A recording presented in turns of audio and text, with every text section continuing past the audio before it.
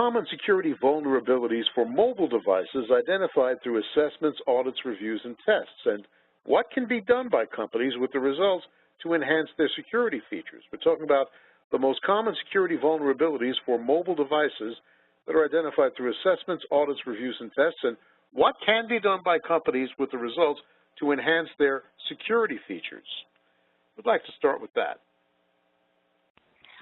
I can jump in with some of the legal issues that have come up with respect to mobile devices and security. So, and then I would just turn over to the other panelists. This is Dominique.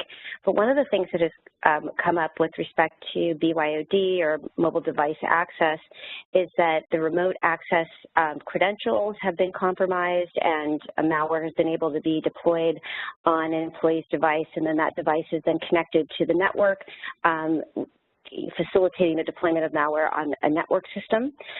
There have also been issues when an employee leaves the company, and if there is not a remote wipe or mobile device management program in place to be able to wipe that device, that sensitive data of the company can depart along with that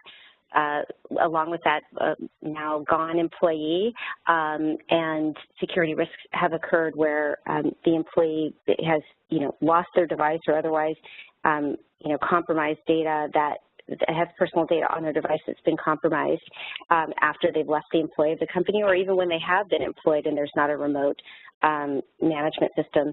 I will also say for certain states and also for the FTC, mobile devices and laptops, any kind of external hard drives, sort of remote devices in general that are not that are separate from the actual server, the risks have been that the data has been, while it's been transmitted, has been viewable, and so the FTC has called for end-to-end encryption for mobile device access to sensitive data, and that is something that the Massachusetts law also calls for encryption of mobile devices when personal data of Massachusetts residents is involved. That recommendation is also replicated in California. So that's sort of the standpoint for the devices themselves. With respect to mobile apps, for example, insecure coding has been one area where there have been enforcement actions. So, for example, there was one mobile app device,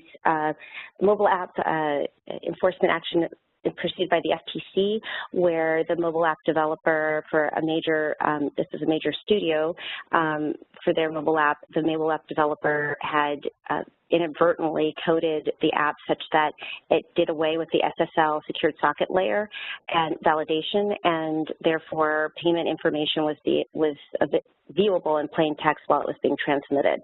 Those are the sorts of things that can occur. So secure coding, being able to have access to the device, and then compromise of the device itself or the data on it, are some of the big areas that have brought legal action.